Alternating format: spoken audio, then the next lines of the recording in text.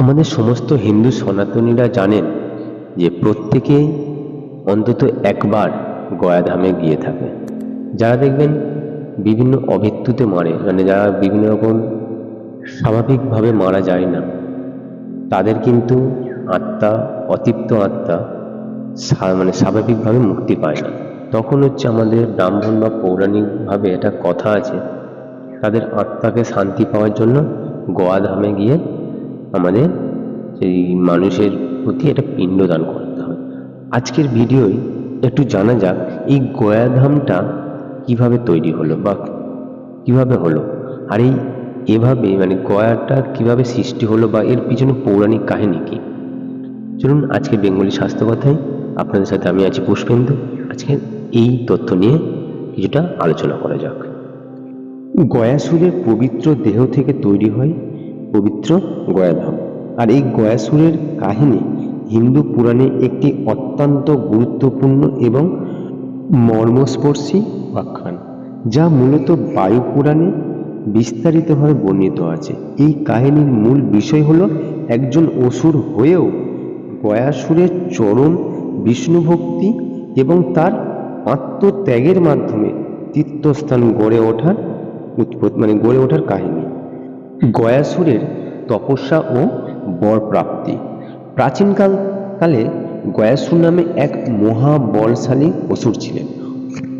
অন্যান্য অসুরদের মতো তার মধ্যে কোনো পাপ বা আসুরিক প্রবৃত্তি ছিল না, বরং তিনি ছিলেন অত্যন্ত ধার্মিক এবং বিষ্ণুর একনিষ্ঠ ভক্ত।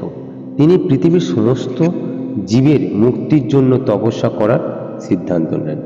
দীর্ঘকাল কঠোর তপস্যার পর প্রজাপতি ব্রহ্মা তার তপস্যায় সন্তুষ্ট হয়ে তাকে দর্শন দেয়।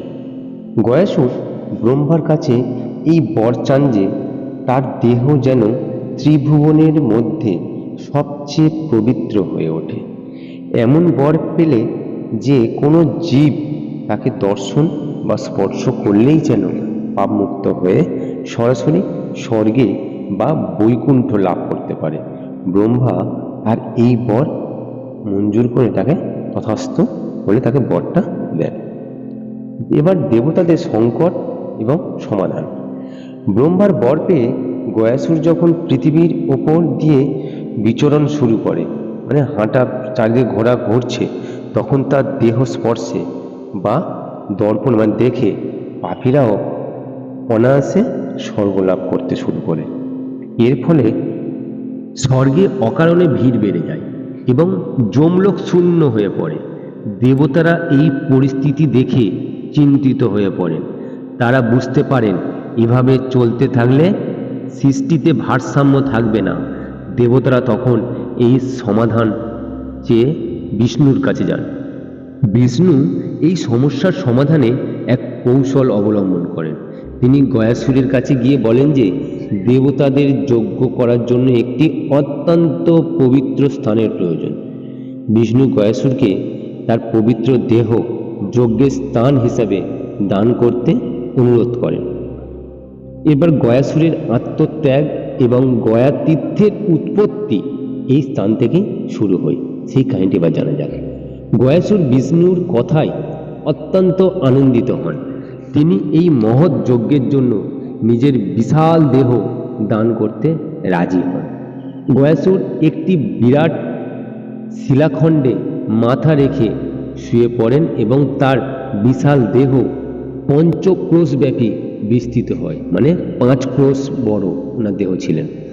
কিন্তু তার দেহ স্থির ছিল না, বারবার কেঁপে উঠছিল। তখন দেবতারা সবাই মিলে তার দেহের উপর একটি বিশাল শিলা স্থাপন করেন, যার নাম ধর্মশিলা। স্বয়ং ভগবান বিষ্ণু এই শিলার উপর নিজের গদা রেখে তার দেহের কম্পন থামান এবং তার বুকের উপর নিজের পদচিহ্ন অঙ্কিত করে দেন সেই স্থানে। গয়াসুরের এই মহৎ আত্মত্যাগে দেবতারা মুগ্ধ হন।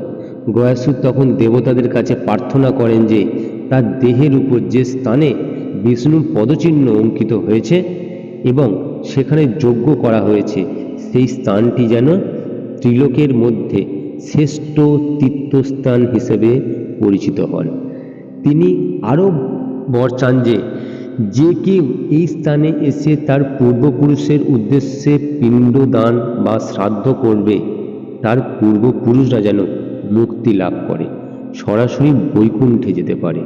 বিষ্ণু এবং অন্যান্য দেবতারা তার এই বীর যে মনোভাব বা বড় মনোভাবকে সম্মান দিয়ে তা সেই ঘোষণা করেন যে এই স্থানটি গয়া নামে পরিচিত হবে এবং গয়াসুরের নামে এই স্থানের নামকরণ হয় এবং তার ইচ্ছে অনুযায়ী সেখানে যদি কেউ পিণ্ড দান করতে পারে কোনো পূর্বপুরুষের নামে, তাহলে তার আত্মা শান্তি ও মুক্তি লাভের বিধান প্রচলিত হলো।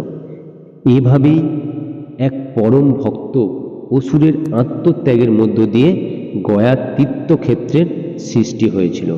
গয়ার এই পিণ্ডদান করা হিন্দু ধর্মাবলম্বীদের কাছে একটি অত্যন্ত পবিত্র তীর্থস্থান এবং পবিত্র কাজ।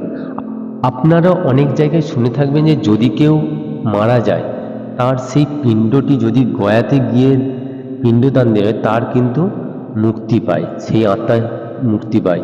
এই প্রচলনটা দেখবেন অনেকেই জানেন। তাই এই ভিডিওটি কেমন হয়েছে তা অবশ্যই কমেন্ট করে জানাবেন, তাহলে আমি পরবর্তী ভিডিও করবার জন্য আমি আরও বেশি উৎসাহিত হব। এবং আপনাদের এরকম কোনো যদি প্রশ্ন জানার থাকে, প্রশ্নের উত্তর জানতে ইচ্ছে করে, তাহলে অবশ্যই আমাকে কমেন্ট বক্সে লিখে পাঠান। আমার যদি জানা থাকে আমি অবশ্যই আপনাদের জন্য সেই ভিডিওটি পরবর্তী ভিডিওর মাধ্যমে প্রকাশ করব। সবাই ভালো থাকবেন, সুস্থ থাকবেন এবং হিন্দু ধর্মকে প্রচার করবেন।